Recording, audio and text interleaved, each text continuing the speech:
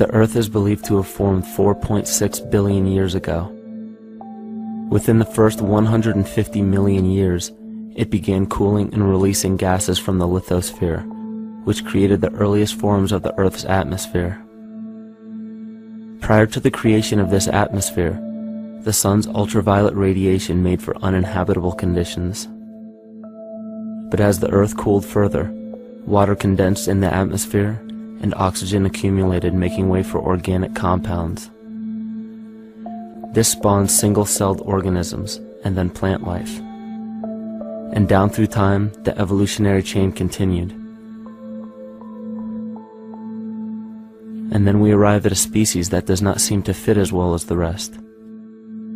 Homo sapiens' gestation period of 9 months mimics the 3.8 billion year evolution of all life on Earth. The human embryo repeats the evolution of all species.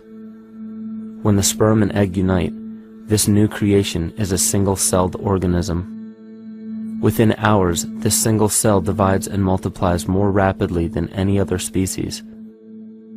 4 weeks later, the embryo begins to develop gills mimicking aquatic life. A few weeks later, it develops lungs and a tail with reptilian appearance. From there, a mammal is recognizable, and then onto a primate form. It then sheds its laguna, which is the embryonic fur, and at last shows the characteristics of a human child. The human body is a community of approximately 50 trillion cells. Everything the body does, the cell does as well. Cells have respiratory and excretory systems. They feed, feel, think, and communicate with other cells. Trillions of cells make up a single organism called the human body, and billions of human bodies help make up the organism we call Earth. The Earth has more similarities with the human anatomy than you may think. Earth has its own electromagnetic generation, just like the human body. Research has found that a direct current of electricity flows through perineural cells found around every nerve in the body. These pathways are called energy meridians and have been used in the practice of acupuncture for at least 2,000 years. Dating even farther back is the notion of dragon paths or ley lines, in which many megalithic structures and stone monuments were erected, marking the energy meridians of the Earth. These energy meridians are generated by the resonant frequencies of the Earth, called the Schumann waves. Each planetary body has its own resonant frequencies, and is determined by the circumference and diameter, as well as the speed of orbit and rotation. The Earth's resonant frequency starts at 7.83 Hz and ends with the 7th harmonic at 43.2 Hz, correlating with the 7 chakras.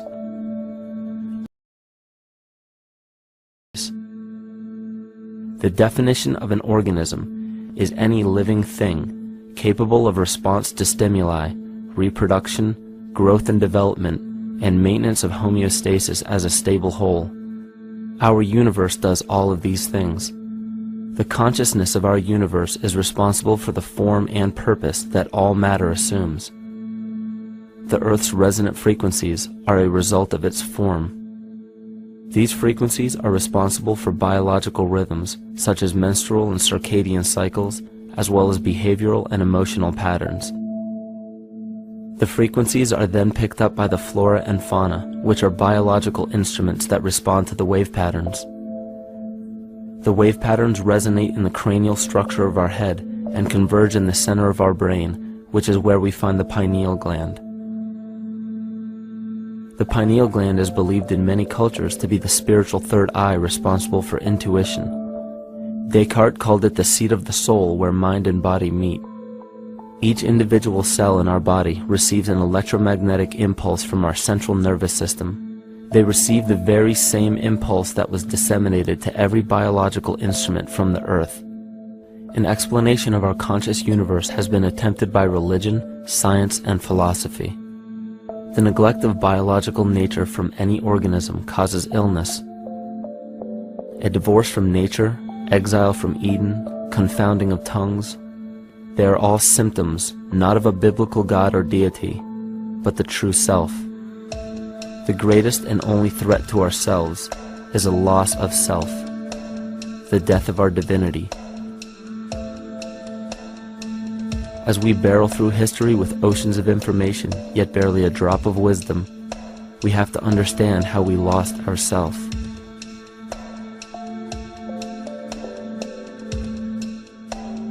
In sacred texts and ancient scriptures left by our ancestors, we find an incredible link between stories of creation, a great flood, the war of the gods, the Messiah dying for the sins of man, end-time prophecies, and similar characters. These correlations show up in myths from cultures that supposedly had no contact with one another due to distance in geography and time. The common thread we find that connects all of mythology has its roots in the stars. One of the most revealing accounts is the battle of the gods in heaven and the ensuing flood. In the Bible, Lucifer rivaled the Lord and was defeated and cast down to earth. In the creation myth of the Enuma Elish, we find a similar story of Tiamat being defeated by Marduk and cast down to the abyss of Apsu. In chaos, Tiamat, the mother of them both, Apsu and Tiamat's waters were mingled together, meaning that the chaotic waters of Tiamat were somehow mixed with the sweet waters of Apsu. Apsu was the Sumero-Akkadian god of the abyss beneath the earth. Tiamat, also known as Lucifer, was known as a serpent or dragon and was defeated by Marduk. Marduk was the father of Nebo or Mercury, and Mercury is the same mythological character as the Zoroastrian Mithra, the Egyptian Hermes Anubis, and the Gnostic Hermes Christos. The most recent version of Mercury, however, is the Archangel Michael in the Bible, who defeated Lucifer and sent him to the abyss of the earth, or hell. This story is steeped in astrological significance in the Bible and in many other ancient scriptures. This leads to an event in history that is recorded by many researchers regarding the cosmic upheaval and historic deluge. William Commonus Beaumont states, "The flood immortalizes the collision of a fallen planet, later termed Satan, actually a cometary body with our Earth." Consider what this reveals. He postulates that a planet, later termed Satan, fell to the earth, creating the flood we see recorded in the Bible and other myths. Lucifer, or Tiamat, was a planet known to ancient cultures as the Glistening One, the dragon of chaotic salt waters. The light from the sun illuminated this planet's water, which gave it a glow that rivaled the sun's own light, which is where we hear about Lucifer rivaling the Lord. The Lord in this case being the sun, which sustains and gives warmth to the earth. The planet Tiamat, or Lucifer, was destroyed by a cataclysmic event that hurled the watery planet to the abyss of the earth. In the book of Enoch, it reveals, "And behold, a star fell from heaven, and when it fell to earth, I saw how the earth was swallowed up in a great abyss." The myth of the Ute Indians states, "The sun was shivered into 1,000 fragments, which fell to earth, causing a general conflagration. Then Tawats fled before the destruction he had wrought.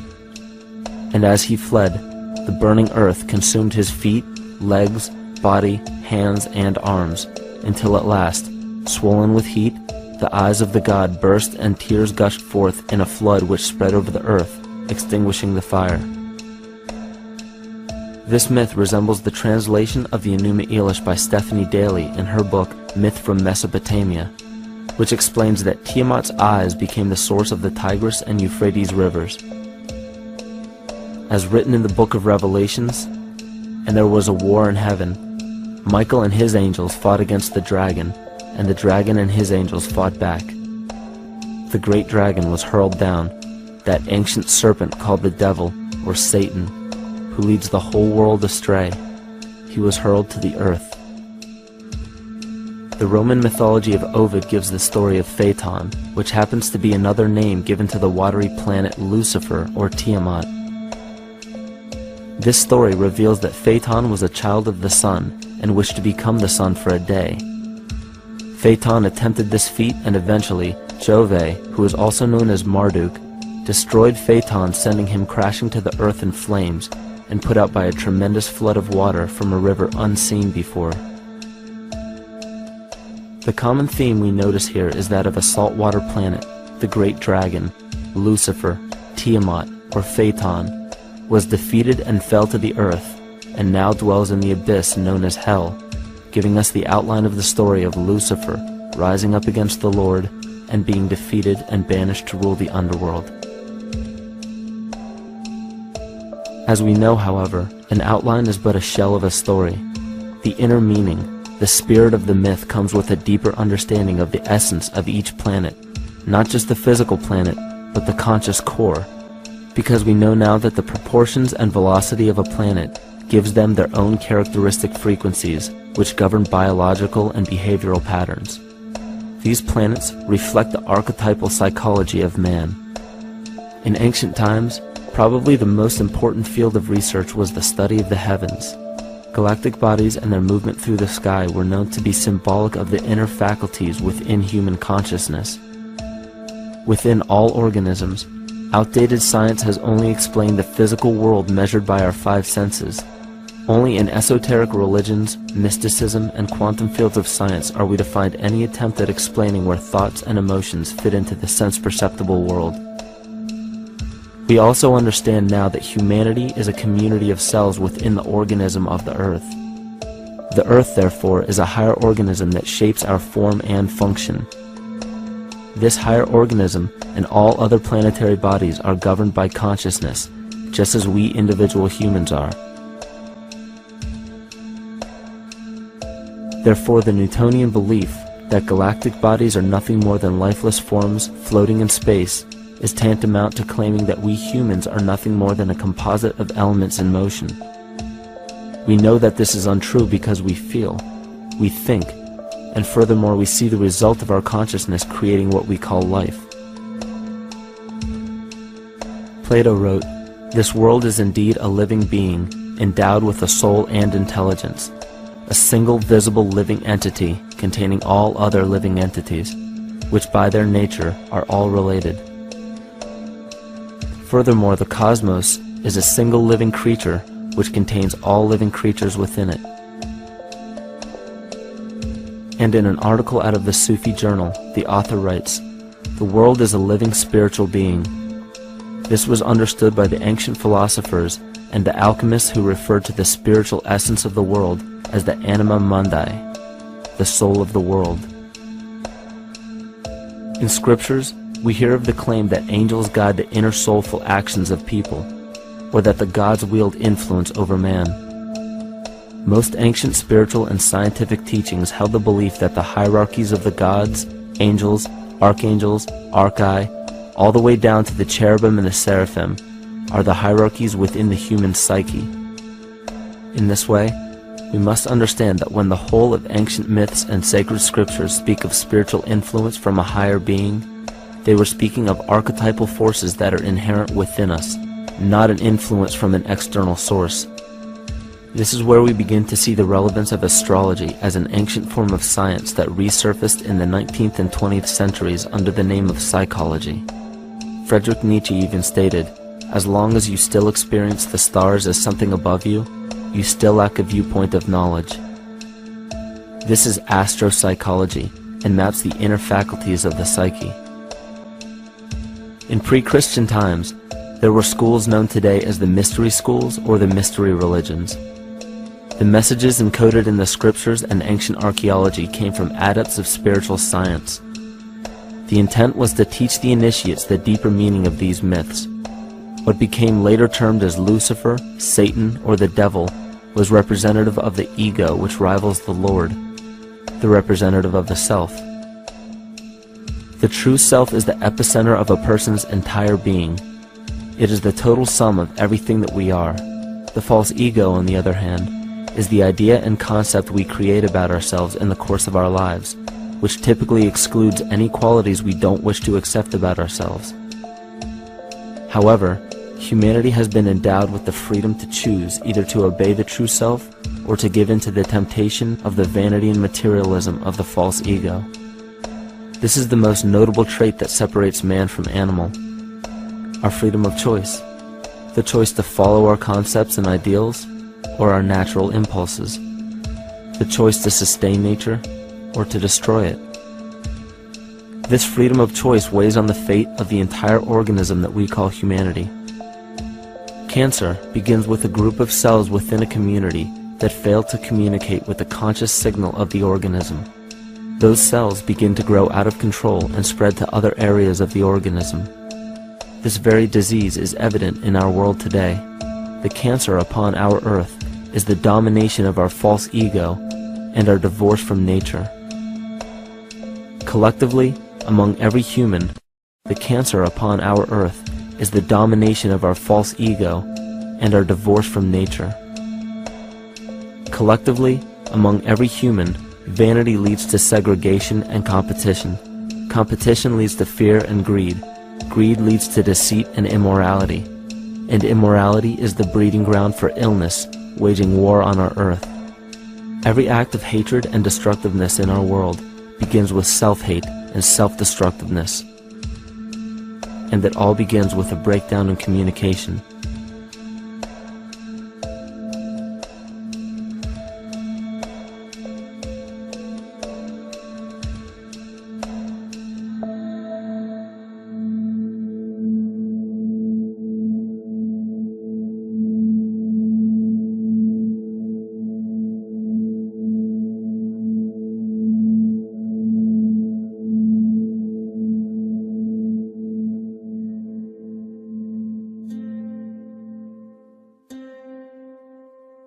In nature, all that we perceive with our five senses is a result of two fundamental principles. Everything in existence is made of a relationship between vibration and matter. Vibration is a masculine creative force countered by matter, which is a feminine receptive force. Thus begins the principle of duality. We see this duality in ancient myths and philosophies, yet only those philosophies and scriptures that were perverted and raped of the original meaning gave the impression that one polarity was good while the other was evil. The original sages, adepts, and shamans taught that both are necessary, and one would not exist without the other. These two important principles come together to form all things in the universe. This is Kymatica. Even language, logos, the communication of any and all things in nature, depends upon this principle. Pete Peterson, in his works Cymatics, The Science of the Future, stated that nature shows examples of Kymatica in everything. This phenomena is found to be one of the prime forces that moves biological evolution along its path. Dan Winter reproduced an experiment to prove that the ancient languages of Hebrew and Sanskrit, when spoken, create a vibratory frequency that moved matter into sacred geometrical patterns. Upon further investigation, Hebrew, Sanskrit, Aramaic, Arabic, and other elder dialects have older roots in a parent language of Gaelic and quite possibly an even earlier origin.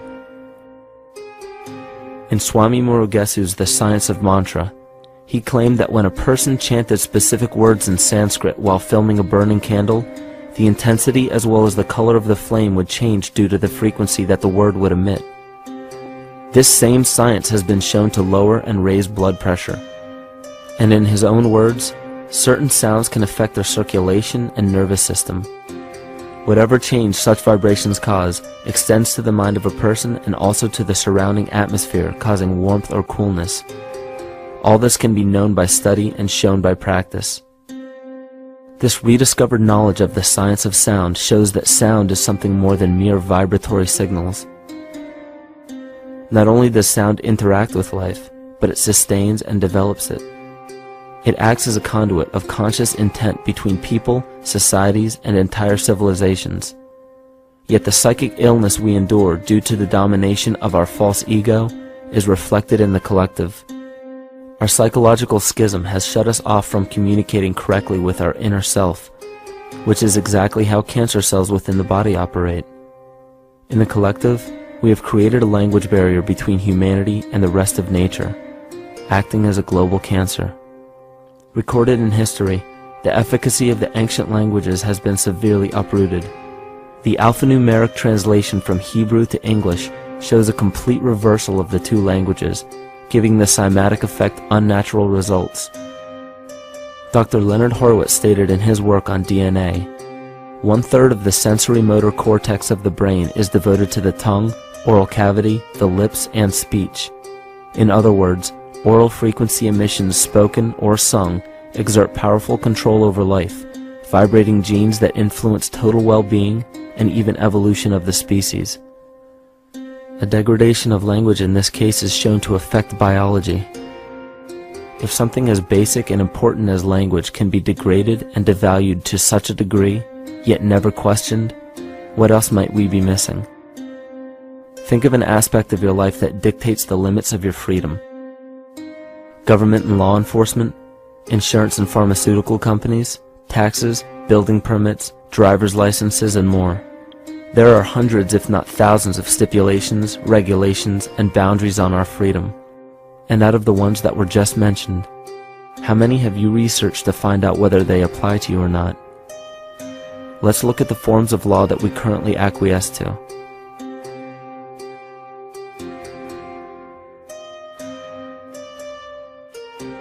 A common misconception among people is that any rule or regulation that governs them falls under one category: law.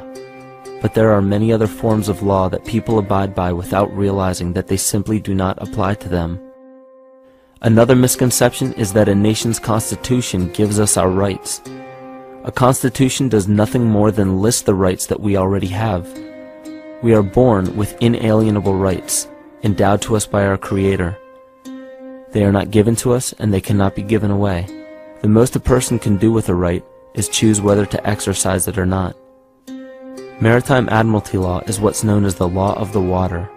It is superseded by civil law and only applies to those who willingly contract themselves into it. The definition of admiralty law is a body of private international law governing the relationships between private entities which operate vessels on the oceans. Let's look at how and why a form of law that is fashioned to govern corporations, businesses, and vessels has imposed its rule over natural human beings. This is all done through a form of word magic. A simple perversion of language has made it possible to convince people around the world that these alternative laws apply to them.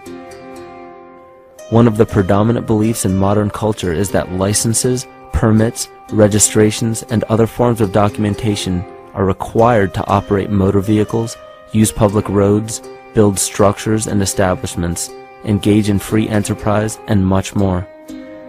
Sadly, these beliefs are based on little to no investigation whatsoever, and are false. This belief structure is perpetuated by maritime admiralty law. This form of law was originally created to govern ships docking in foreign nations for the import or export of products and resources. It deals with banking and merchant affairs, not civil affairs. When a product is taken off of a ship and brought into a foreign land, that nation takes custody of the resource and accounts for it with a certificate. That certificate marks the birth date of that product in the custody of the respective nation. Think of why it is supposedly required to have a certificate of live birth in the first place. The Barron's Dictionary of Banking Terms defines a certificate as a paper establishing an ownership claim. So right there, we notice that everyone with a birth certificate is defined as being owned. People are used as collateral with other nations because the U.S. is bankrupt. The United States declared bankruptcy on March 9th of 1933. At this point, the U.S. began taking out loans from a private, non-government affiliated corporation called the Federal Reserve. With no money to pay back the loans, the United States began using the citizens as collateral. All birth and marriage certificates are literally warehouse receipts. Just look at the similarities of warehouse receipts and birth certificates. Both document the date of issue, a serial number, registration number or receipt number, a description of the product, and an authorized informant to notify the appropriate government agency. With all of this information being readily available, the majority of people are unaware of their involvement with maritime admiralty law. This is possible through the manipulation of language. This Admiralty law changed the meaning of the word person from a natural living person to a corporation. Driver's licenses, vehicle registrations, auto insurance forms, building permits, gun permits, work permits, tax filing documents, birth and death certificates, traffic citations, and many other forms of documentation that were once believed to be absolutely necessary only applied to persons or corporations. Upon signing such a legal document, you are indirectly waiving your rights under the Constitution and lowering your status to that of a corporation that is created with the same exact name as you. The only way to reconcile your true name from the name of the corporation is to take notice that the corporation has its name in all capital letters. This is known as capitis diminutia maxima. You may take notice that your driver's license, birth certificate, social security card, insurance cards, and more use all capital letters to legally represent the corporation with your name, not you. The corporation is known as an artificial person, whereas you, the human being, are known as a natural person. This deception goes even deeper when it comes to the courts that we attend. When showing up to court, you will notice that there are seats for witnesses behind a wooden fence or barrier. The defendant must cross through the entrance to the other side of the barrier where the plaintiff and judge sit. This act symbolizes the boarding of a ship. At this time, business can be conducted in maritime admiralty law. The judge, acting as captain or banker, is responsible for settling the balance between the two sides. This is why there is always a monetary value involved in any court case. The captain is simply dealing with banking and merchant disputes. Once the balance is paid, the case is closed. To turn the court case away from admiralty law where your rights are not protected, you must avoid agreeing to represent the artificial person. This is done by stating that you are the natural person. You don't have a first or last name because those imply corporate title. In a court case, you may state that the court takes judicial notice of your honor's oath of office. Every judge must take an oath of office to practice law, yet you must make it clear to the court and the jury that the judge is acting as judge and not banker. Remember that you are a natural human being of the earth. You are not governed by anything but your own consciousness. Laws are created within a society. The society that created the laws we see being enforced today is called the Law Society. Yet the most beautiful part of this entire deception is the fact that we are not part of the Law Society, so their laws do not apply to us. Judges, lawyers, and law enforcement officers, they're all part of a society. Within that society, they've created their own language that's deceptively similar to English. They have these little things called statutes, acts, and regulations that seem like laws, but they really only apply to those within their society. So that basically means all the traffic violations, minimum age requirements, and everything except for damage to another person or their property doesn't really apply to the natural person. Laws only apply to those within the Law Society. The game being played is an illusion. You can simply choose to open your eyes and reclaim the freedom that you were born with, bound by nothing but the limits of your imagination. These are just a few examples of assuring that your rights are being protected. By far, the most important line of defense against this deception is to be aware of the perversion of language, and be absolutely aware of how you form your beliefs and concepts.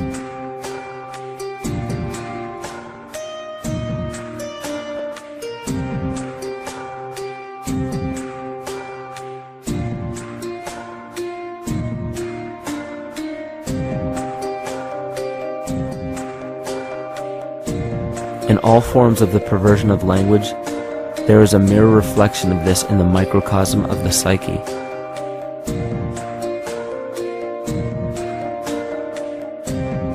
And the problem I see with humanity today is we don't truly know ourselves anymore. We have the 9-to-5 job, we have the house, the children, the bills, the television, the hobbies, and the errands that we run every single day, and we eventually begin to believe that this is who we are.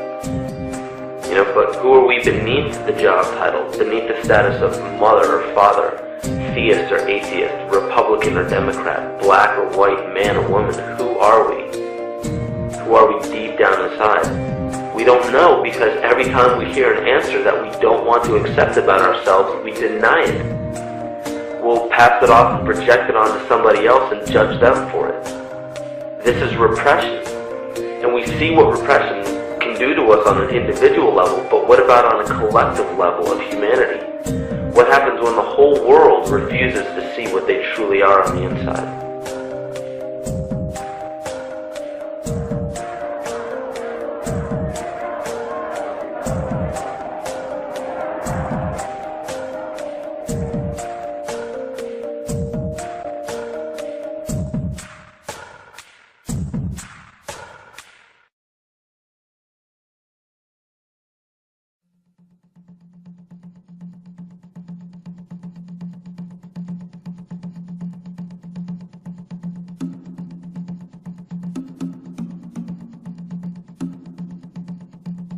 Carl Jung discovered that there is a collective unconscious connected to all humans, meaning that the whole of humanity shares a single mind with one another.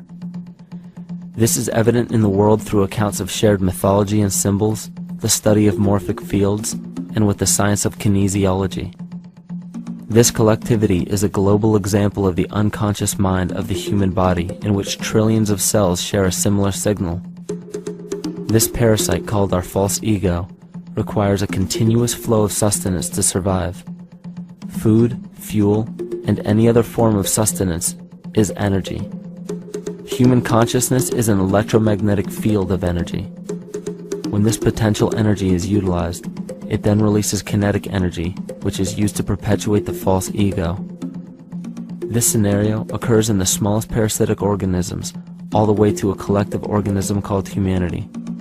A parasite will release chemicals that cause the host to crave the sustenance that the parasite needs to survive. As long as the host is unaware, it will keep feeding the parasite and starving itself. In a similar way, Wilhelm Reich stated that whole societies suffer from a psychosis caused by starving our organic biological impulses. He states that sexual suppression supports the power of the church, which has sunk very deep roots into the exploited masses by means of sexual anxiety and guilt. It engenders timidity towards authority and binds children to their parents. This results in adult subservience to state authority and to capitalistic exploitation. It paralyzes the intellectual critical powers of the oppressed masses because it consumes the greater part of biological energy. Finally, it paralyzes the resolute development of creative forces and renders impossible the achievement of all aspirations for human freedom. In this way, the prevailing economic system, in which single individuals can easily rule entire masses, becomes rooted in the psychic structures of the oppressed themselves. What Reich was showing in this powerful quote is that on a collective level, the suppression of a natural function, whether biological, spiritual, or emotional, will result in an abnormal reaction, a psychic disease. This illness or disease is reflected into the masses through a collective unconscious and acts as an epidemic. Humanity is plagued with an incapacity for freedom, meaning that people en masse lack the ability to govern themselves on a psychic level, and this manifests in the macrocosm as government and organized religious powers, thus opening the throne, our national and individual throne, to anyone and anything.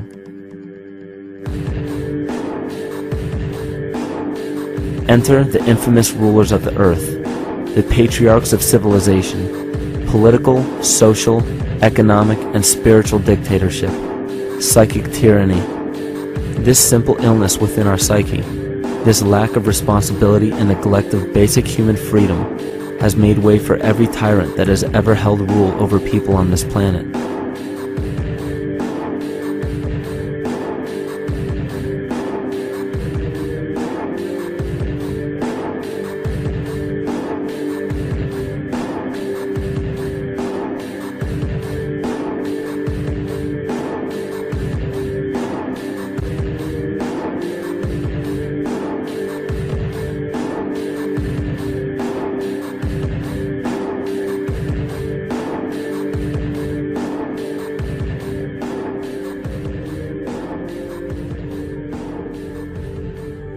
But these oppressive tyrants that are demonized by the masses are no different than us.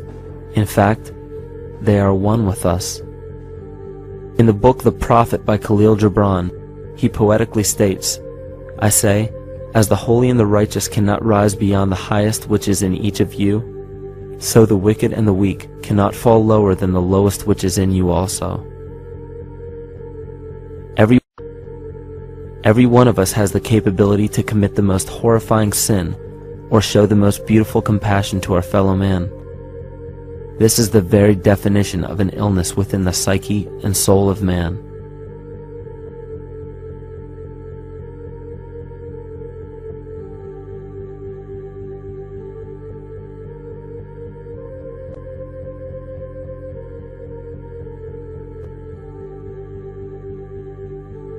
Think of any position of power that you believe to be above you. Royal families, government leaders, the United Nations, financial organizations, corporate monopolies, and media juggernauts. These are all facets of our false ego. They are the physical advent of our own sickness. They require our conscious participation, our conscious energy to survive. Because without our cooperation, without supplying them with the sustenance of complicity, they starve. Their very nature depends on our desire to be ruled. And a typical symptom of the illness among humanity today is our continuous denial of our illness. Repression. We consistently repress those qualities we choose not to accept about ourselves. This is why it is so difficult to see the false ego and its multiple manifestations for what they truly are.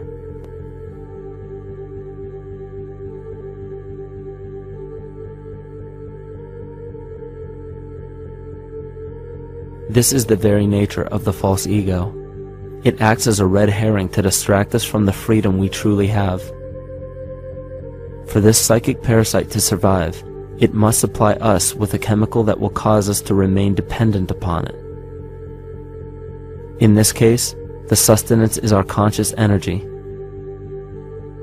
And in order for us to feed it to the parasite, the chemical of fear causes humanity to crave protection and defense.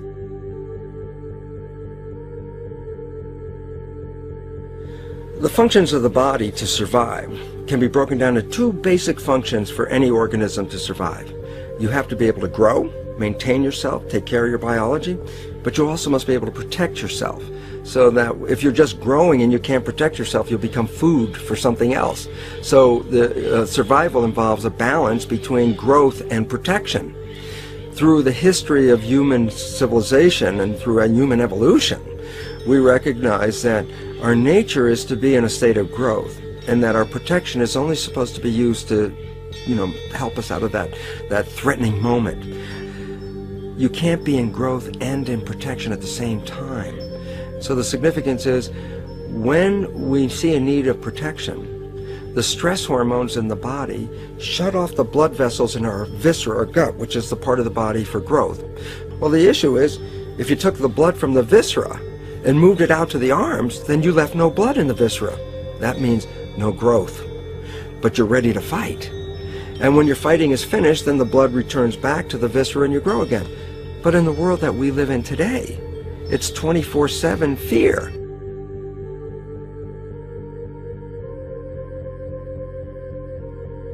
So we have a continuous dripping of that stress hormone into the body. It's just dripping all the time, getting us ready to run or fight or flight at any moment at the drop of a hat. We're ready to go because we're on guard.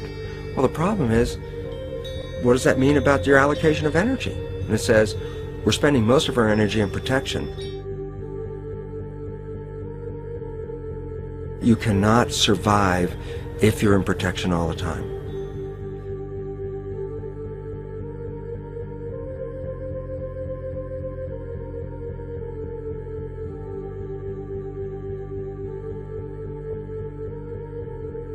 And if the parasite can control the nature of the fear, it can then create a fear among us that only it can defend us against. A recent physical manifestation of this comes from Zbigniew Brzezinski, former Secretary of State who also supported President Barack Obama. In his book, The Grand Chessboard, He states, as America becomes an increasingly multicultural society, it may find it more difficult to fashion a consensus of foreign policy issues, except in the circumstance of a truly massive and widely perceived direct external threat. Even the Reich Führer of the Nazi Party, Hermann Göring, sums up this game of supply and demand perfectly when he stated, "The people can always be brought to the bidding of the leaders." That is easy. All you have to do is tell them they are being attacked and denounce the peacemakers for lack of patriotism and exposing the country to danger. It works the same in any country. It also works the same in every individual psyche. Just remember that the false ego has only one desire: to become greater and more powerful than the true self. This illness causes us to believe that we are separate from nature. This is why we see such a rise in the dependency of technology. This is why we see such little stewardship for the earth and the environment. And this is why we see bigotry, racism, sexism, and every other form of discrimination possible that leads to crime, violence, wars, and eventually, the global destruction of the organism. This endless state of fear, confusion, and segregation our world seems to live in is a symptom of the false ego creating a false threat.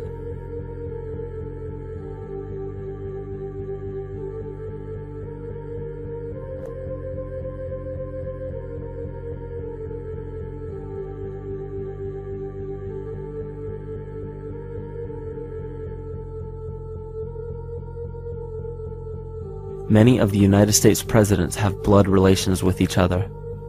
The Bush lineage has blood ties to a great number of former presidents.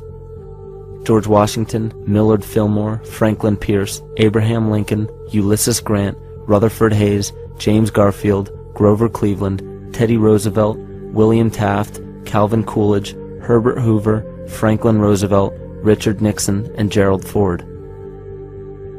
Michael Tsarion points out in his work that Bush is closely related to every European monarch on and off the throne, and has kinship with every member of Britain's royal family. Bush's family tree can be documented as far back as the early 15th century. He has a direct descent from Henry III and from Henry VIII's sister Mary Tudor. He is also descended from Charles II of England. And we also find that George W. Bush is a direct descendant of Godfrey de Bouillon. Godfrey was the first king of Jerusalem after he recaptured it from the Saracens, which was the name for the Islamic faith during the Middle Ages.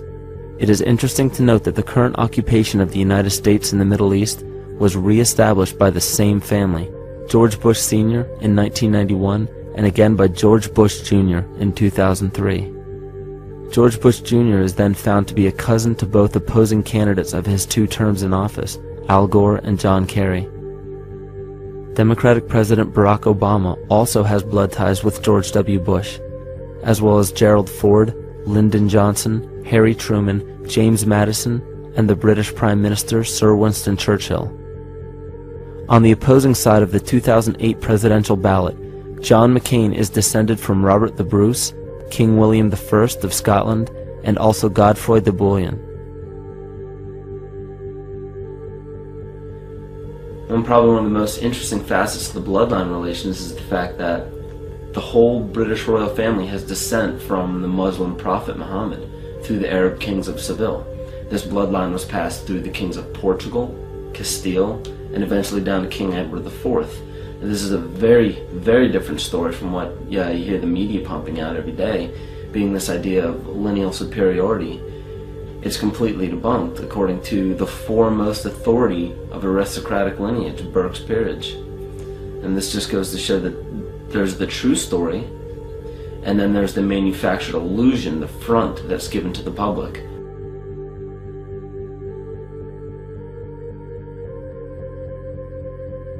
These blood ties go on and are documented thoroughly through literature such as Burke's Peerage and other comparable books.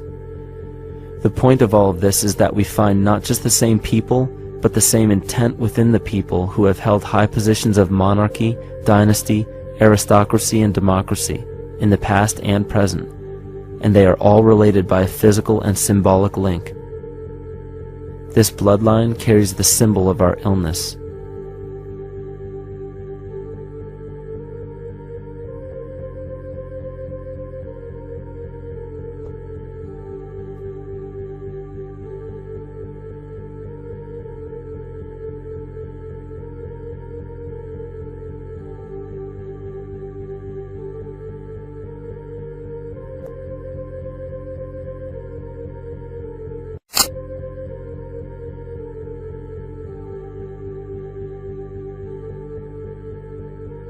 The symptoms of our psycho-spiritual illness are the wars, terrorist attacks, artificial or man-made disasters, and leader figures.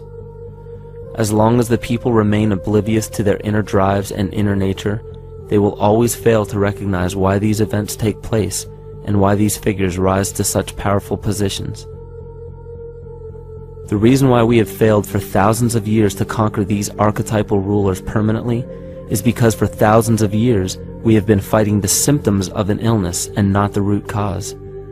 For every corrupt government that falls at the hands of a revolutionary, oppressed people, 2 more will rise in its place every time.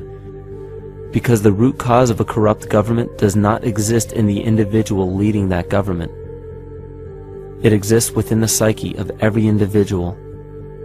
Because an unaware host to a deadly parasite will do anything to avoid accepting his own incapacity for freedom.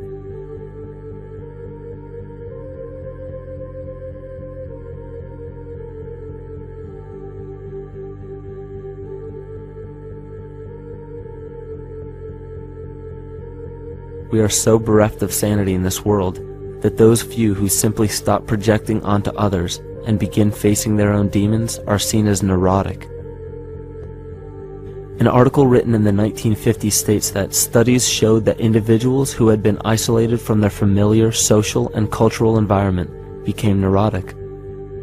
This shows that when those individuals had no object to identify their darker emotions with, they began to see these things in themselves, that which they refused to recognize before, and were unaware of why they appeared and how to cope. Facing our true inner self is virtually unknown in our world today. This is why no matter how many civilizations rise and fall, it is our collective consciousness that creates our governing apparatus, not individual people.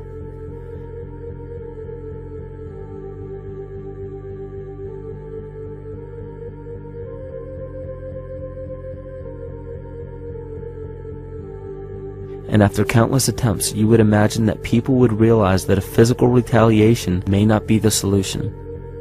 Yet here we are, thousands of years later, with technology that can clone DNA, vehicles that can break the sound barrier and probe the depths of space, and science that can overcome almost any sickness. Yet we still fail to take notice to the importance of thoughts and consciousness.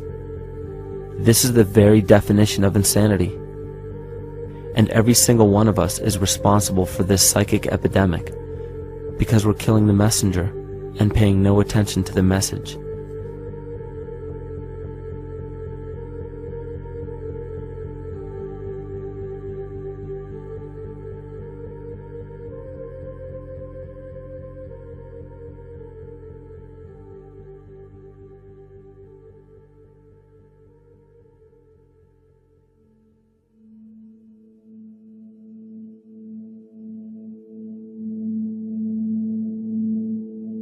During the 1990s, 3 Nobel laureates in medicine advanced research that revealed the primary function of DNA lies not in protein synthesis as widely believed for the past century, but in electromagnetic energy reception and transmission. Less than 3% of DNA's function involves protein manufacture. More than 90% functions in the realm of bioacoustic and bioelectric signaling. So why is it important to know that DNA functions in bioelectric signaling? HeartMath Institute has discovered the heart and brain maintain a continuous 2-way dialogue, each influencing the other's functioning. Although it is not well known, the heart sends far more information to the brain than the brain sends to the heart, and the signals the heart sends to the brain can influence perception, emotional processing, and higher cognitive functions. The heart also generates the strongest rhythmic electromagnetic field in the body, and this actually can be measured in the brainwaves of people around us. We are quite literally an electromagnetic expression of our highest cognitive function. The behavior of electromagnetism is evident throughout the world as dualism. All matter contains a negative and positive charge, which means organisms are built upon this foundation. The natural homeostasis of any organism is a balance of both polarities. Furthermore, research on emotional energetics shows that the heart's field is a carrier of emotional information and a mediator of bioelectromagnetic communication within and outside the body. Research shows our heart's field changes distinctly as we experience different emotions. It is registered in people's brains around us and apparently is capable of affecting cells, water, and DNA studied in vitro. Fear. The chemical supplied by a collective parasite creates a distinct bioelectric signal given off by the host. This signal is disseminated to the organisms within our community and will grow outward through the entire organism unless it is counterbalanced by an opposing force. Dr. Fritz Alan Popp discovered that the cells in our body communicate through biophotons, which are tiny particles of light that are single units of an electromagnetic field. This communication system within our body also exists between people in what's known as morphic resonance. This was known by the shamans, sages, and adepts of antiquity. These teachings were commonplace in prehistoric cultures. It wasn't by sheer chance that artistic expression and rituals were the cornerstone of every ancient civilization. Art was used as a personal method to exercise the shadow content of the psyche and introduce it to the conscious mind. This was very literally viewed as psychic therapy. Ritual was based around astrological dates. As we've learned, the study of the stars and planets reflect our own astropsychology. The shamans would perform rituals on astrological dates that would correlate with a circadian rhythm or a psychological cycle. These rituals kept the human participants aware of their inner self and prevented the repression of psychological content. As long as people were facing their inner demons and accepting them as their own, they were not collectively projecting them into the physical world. If you bring forth what is within you, what you bring forth will save you. If you do not bring forth what is within you, what you do not bring forth will destroy you. The progeny of our psychological disease began growing rapidly after a series of catastrophes forced the collective into a somatic state of fight or flight. This lowered the immunity of the population by introducing a state of immense stress. Our body becomes more susceptible to illness under stress. In this manner, humanity fell ill when entire bodies of land were swallowed up by the floodwaters. This uprooted many tribes, chiefdoms, and civilizations from their homes, and their ritual practices that were used as a conduit for psychic wellness were put on hold in order to survive the catastrophe and seek new homes. The shamans were spread to many new areas of the world. This information has been suppressed. We are made to believe that advanced civilizations such as ancient Egypt and the Mayans of Mesoamerica came about with no prior rudimentary remnants or evidence of evolving intellectual artifacts to bring them to their peak. We are meant to believe that their incredible knowledge of mathematics, astrology, agriculture, economy, polity, and architecture came out of nowhere. This leads many researchers today to the understanding that the origins of these civilizations have been suppressed. Not surprisingly, the force that has guided the suppression of this knowledge comes from the exact bloodline of the political and religious leaders stated previously. These are some of the notable book burnings and suppression of important texts in our history.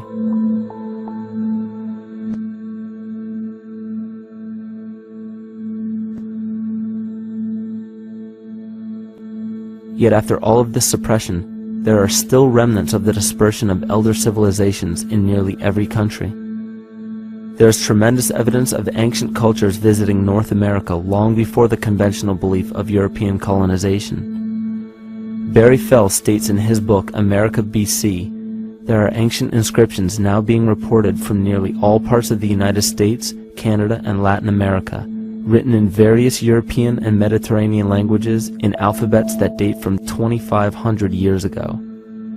William Commonus Beaumont wrote, "The Toltec and Maya civilizations never originated on American soil, but appeared there full-blown, with a well-defined art and system of hieroglyphic writing which possesses affinities with Egyptian. It is found that there are thousands of prehistoric sites across New England and several other northern states showing inscriptions, carvings, and mounds created by Druidic mariners as far back as 800 BC. To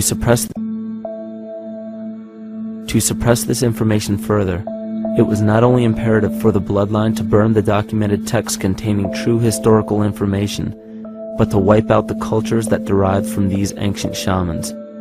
The most devastating genocide ever endured was and still is the annihilation of shamanic tribes.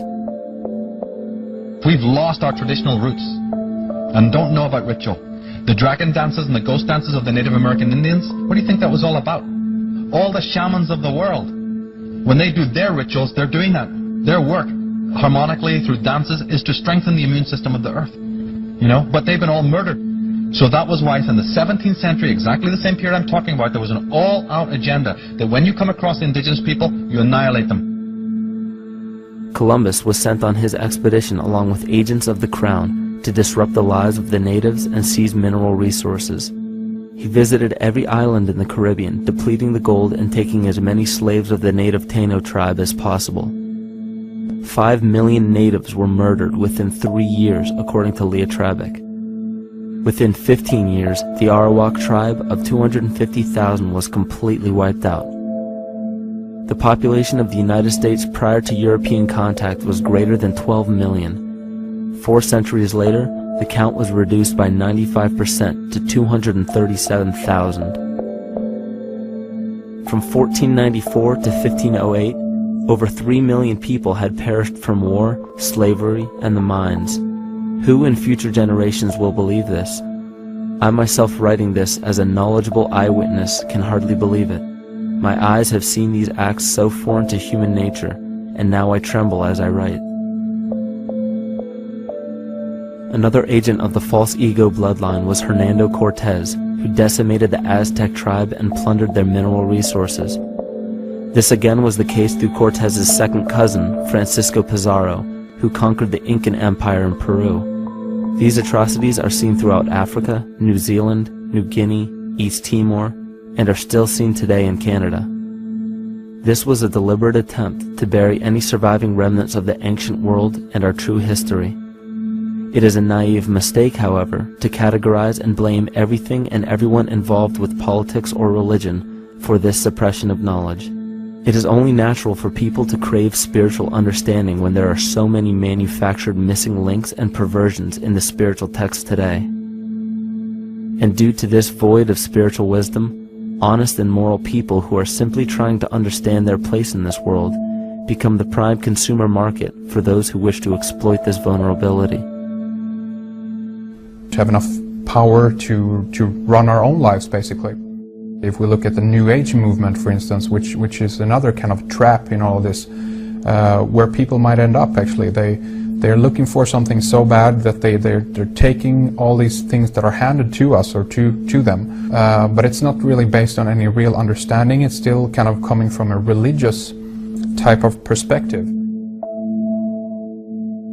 People are genuinely seeking something new. They're genuinely seeking a new type of spirituality, or to better themselves, or to change something, but this is being hijacked, and what they actually do is that they lead you into another type of group mentality or a new age religion, whatever it is, and people still are not able to kind of really break free from that and follow their own journey or their own path, which I think is very important in all of this.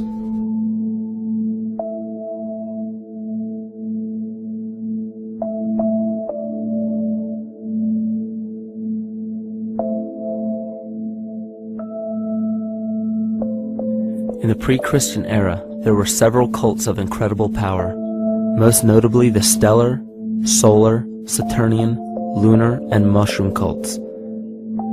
It is simple to see that worshippers of the lunar goddess comprised of the lunar cult. The worship of sun gods were indicative of the solar cults. The Saturnian cult, which consisted of Phoenicians and Canaanites, worshipped El or Eli. The biblical exodus of the Hebrews from Egypt showed that they entered Canaan and merged the lunar cult of Isis, the solar cult of Ra, and the Saturnian cult of El to form Isis, Ra, El. Israel. The old Israelitish cult and mythology, the Yahweh worship, the patriarchal legends, the sojourn in Egypt, and so on, are rooted in the religion of the sacred fungus, developed from the underlying fertility philosophy of the ancient Near East. The Jewish mitre, Muslim turbans, and military berets are derivations of the symbol of the mushroom cult. One of the first and most prominent, however, was the stellar cult, and a number of these ancient cults were created for shamanic purposes and earthly stewardship, yet some were taken over with different intentions. Just as you would imagine in any establishment of power, smaller cults formed within the main cults to worship individual deities. The cult of Mithras and the cult of Dionysus are two examples. You still today can see the Mithraic or Phrygian cap on the symbol of the seated Liberty dollar, the coat of arms of many countries, the reverse side of the flag of Paraguay, the seal of the United States Senate, and even involved in the solar cult holiday that we now call Christmas. In the cult of Dionysus, many festivals were celebrated, such as the Greater Dionysia, celebrated in Athens around the spring equinox. The foremost event in this festival was the Thymelic contest, in which poets, musicians, and entertainers performed in an open-air theater. Musicians did not have to pay taxes, and members of the Artists Guild did not have to participate in military affairs. The cult of Dionysus is still alive to this day as the entertainment industry.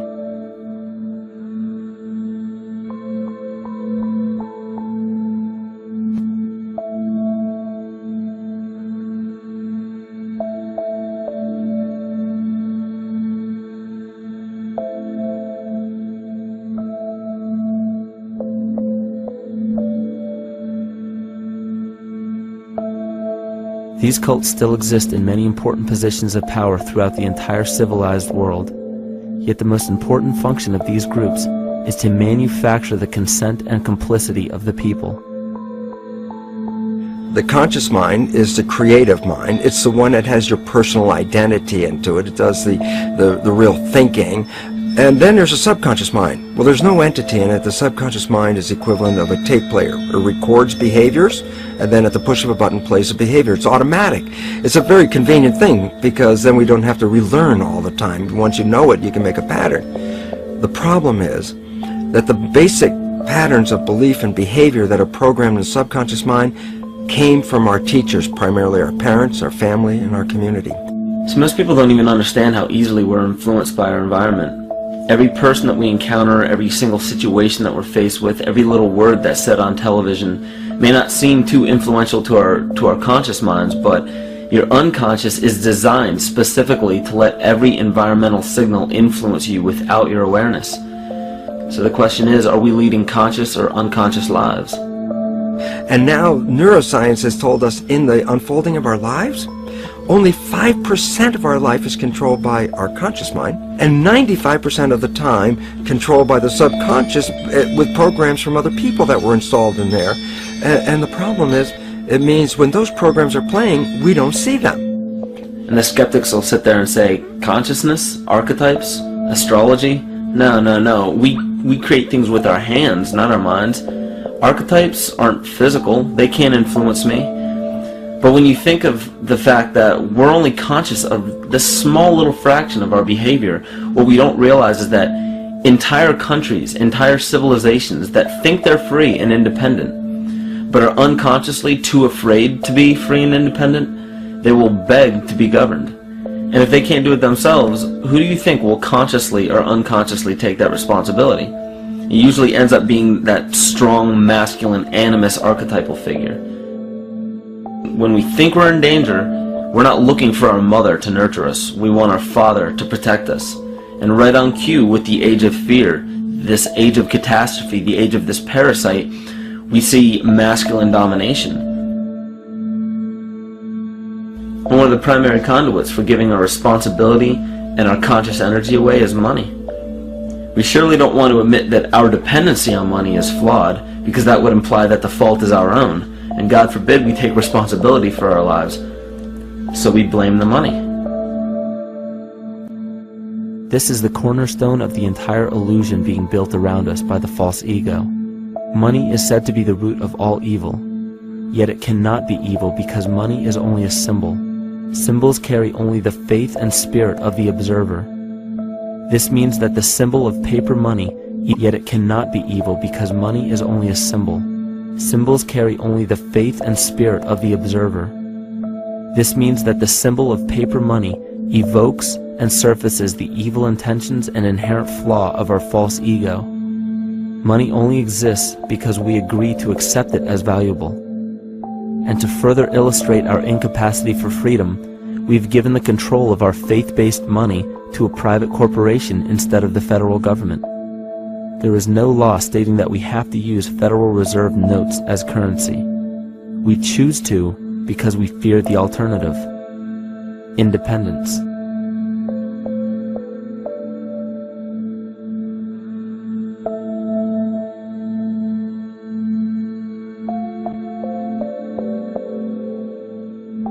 But it's not even really about money, it's about energy, because money is simply this material thing that allows billions of people to crave just one thing and put their energy into the same thing. It's not the plasma TV or the house or the lifestyle or the job or the significant other or the status that we're really after, because we know that we're empty.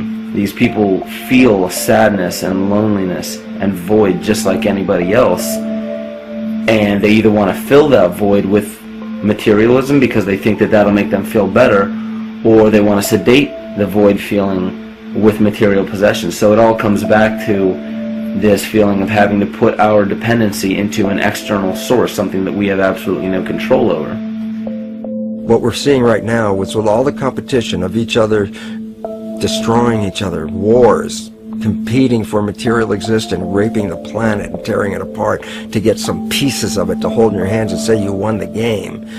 Every one of those moves is destructive not just of the planet but of human civilization, because human civilization will thrive with cooperation and will die with competition. And if you operate from these truths, then you end up with the extinction that lies before us. You see, we all have demons, so to speak. We all have inner demons in our lives, but we expect to see devilish monsters or dark apparitions when you think of a demon, kind of like what you'd see in the cinema. But our demons are really the people in our everyday lives, the people that we argue with, the people that we envy or hate, the ones we physically or emotionally harm in some way, shape, or form. And it's not because we envy or hate qualities in these specific people as much as we hate the fact that they remind us of ourselves. They reflect qualities about ourselves that we wish we had more of, or that we wish we didn't have at all. So what do? We alleviate that pain not by fixing or fighting our own demons, but by harming the people that remind us of our demons, by harming the people that remind us of the things that we don't like about ourselves. And when we become frustrated that we're not in control of our emotions because we don't really know what's affecting our emotions, we take it out on others. We take it out on absolutely anything else that can show us or act as a catalyst for our hatred. And so we do the same thing to animals. Animals are perfect because they can't defend themselves. It's a perfect catalyst for our inner aggression, our confusion, our hatred. Just take it out on something absolutely helpless. Just imagine how unconscious a person has to be of his or her actions to torture or mutilate or brutalize any living thing.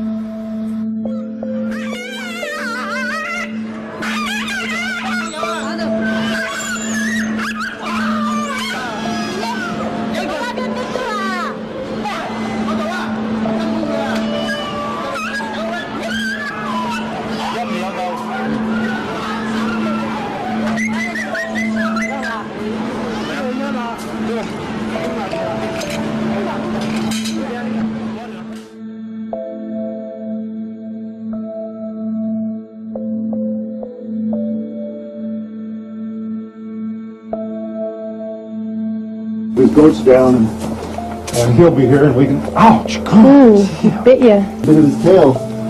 Is it calming with your kids, maybe? He's a big guy. That's a real. Think of the lack of compassion you must have towards life in general to be able to feel no semblance of sympathy towards entire populations, let alone just individuals or individual animals, entire populations of species that are bred specifically for the purpose of commodity. But I'll tell you what's even more dangerous is not so much the people carrying out this cruelty, because that's already been established. That form of hatred and cruelty has already been established, and it's already known. What I'm really worried about is the people who are against inhumanity, the people who are against animal cruelty and feel self-righteous enough to think that it's justified to inflict harm or even wish harm on these people. Because those are the people who take unconscious cruel behavior to a whole new level of conscious cruel behavior that's perfectly acceptable in their minds, because they feel that it's their job to bring other people to justice, like they're an authority figure of some sort. Those are the people who will have a much harder time figuring out why they harbor so much inner hatred and resentment. They don't seem to realize that it's just another form of the same exact hatred. So to keep from facing our inner demons consistently, what do? When we begin to realize, hey, wait a minute, maybe it's not alright to inflict harm on any other living thing, then the ego has to come up with a more esoteric form of cruelty to trick us into displaying the same form of self-hatred, the same indignant attitude, but just in another way and towards another group of people. But the emptiness will always find a way back in, and people will always start to feel restless again, no matter how many times they transfer blame to yet another person or yet another group. We need chaos in our lives. We crave destruction. We beg for catastrophe. Because if we don't have these things to act as a form of exorcism or a catalyst for us, we start to notice these things in ourselves, and that's what we don't want. You see, we can deal with wars. We can deal with terrorism. We can deal with stock market collapse and economic collapse. We can deal with these things. But once we start to notice this chaos within ourselves, that's what we're really afraid of. We'll take 1,000,000 September 11ths over one moment of true insight towards our self-hate.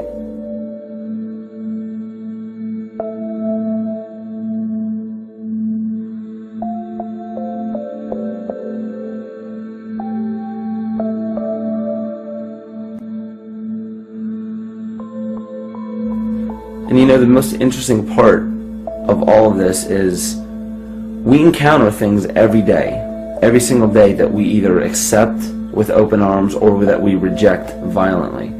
The interesting part is not really what we're accepting or rejecting as much as what it is inside us that makes us feel compelled to a certain thing or repelled from a certain thing. There's this fundamental dual behavior of muscular strength or weakness, attraction or repulsion. And what's interesting about this is when you realize that consciousness, awareness, that intangible essence that animates all matter into what we see around us as life, that is where you will find the origin of this dual behavior. It's been explained as the inhalation and exhalation of Brahma, the contraction and the expansion of Ahriman and Lucifer in an anthroposophical setting, the active and the passive qualities in electricity, the masculine and feminine qualities, yin and yang, existence and nothingness. These are all ways to explain the same behavioral process that begins with awareness, it begins with consciousness. And if you get rid of all the images and concepts in our minds of these sayings in your head and just try to feel the difference between the two polarities, you'll begin to notice that all of the different scenarios and possibilities that are playing out in the world all spawn from this common origin. You'll have 1,000,000 people telling you why the Bible is supposedly the Word of God and that you should follow it word for word. And then you'll have another 1,000,000 claiming that it's a form of mind control and not to believe any of it. Everybody will tell you to beware of this or watch out for that. This is good information, this is bad information. And I just have to wonder, what makes anyone an authority figure enough to say that something is true or false? And why are you denying or accepting anything based on the suggestion of another person? Why aren't you making that decision for yourself? Information is information. There's no such thing as good or bad information. It's all what you do with it. I say let everything be your Bible. Give every piece of information, every person, every event or scenario or situation an honest and open mind. Because then it's your responsibility to respond to it in the way that you choose. Not following the herd, not following convention, it's your responsibility. And that's the point when, no matter how many people tell you you're wrong or right, you're not dependent upon their approval. If we at least question our own actions, question our own thought process, and make a conscious decision to what we feel is right every single day, That's what I believe to be divinity. That's true shamanism. And that, to me, is what it really feels like to be alive.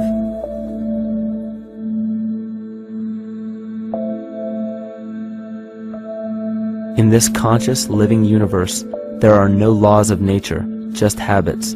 There is nothing external to the universe to enforce a law upon it. The illusion of a fixed law of nature is only the result of there being no need for that habit to be broken. When habits need to be broken to ensure the survival of the organism, we see this event in nature and call it evolution. The collective mind shapes our evolution. And a great example of this is the experiment done by John Cairns in 1988. His team put lactose-intolerant cells in an environment with only lactose for food. Under a law of nature, every one of these lactose-intolerant cells would have died. But surprisingly, they all survived. Every one of them understood the problem that they were facing and replaced the defective lactase enzyme with a functioning one to utilize lactose for food. If a cell has the ability to decide how and when to evolve because it's facing extinction, then anything can. The existing beliefs are that a human body is a biochemical machine controlled by genes, and therefore the behavior, emotions, and character of our biology, our health, our lives, are controlled by genes which we don't control. So this is what we taught people. You're a victim. Genes control your life. You didn't pick them. You can't change them. The genes you end up with program what's going to happen. My experiments on stem cells, which I started in 1967, I'd isolate one stem cell, put it in a petri dish, and then it would divide every 10 hours. So I took all the cells, split them up into 3 groups, and then just put them in 3 petri dishes. And then I changed the growth medium, the constituents of the environment, in each of the 3 dishes. In one dish, the cells form bone. The second dish, they form muscle. In a third dish, they form fat cells. What controlled the fate of a cell? And the first thing you have to say is, well, wait, they were all genetically identical when they were put in a dish. So obviously the genes didn't control it because they all had the same genes. What was different was the environment. And all of a sudden in my career it said, oh my gosh, here I am teaching genes control life, and the cells are telling me genes respond to life. And since you can control the response, you can control your life. It's how you read the environment, how your mind perceives the environment. And if you understand this, then you could lead yourself to the most wonderful expression on this planet, to be fully alive and fully healthy, just how you respond to the world.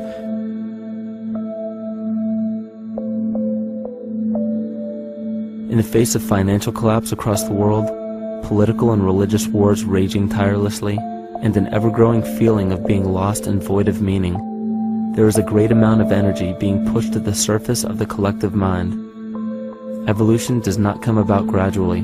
It happens in spurts and fits, and comes about due to a tremendous need for the organism to survive. We are now at a point in history where we will choose. We will choose to become sovereign or remain dependent, to face our true self or continue fighting a ghost, to become well or allow this disease to grow, to live or to die. The choice is yours.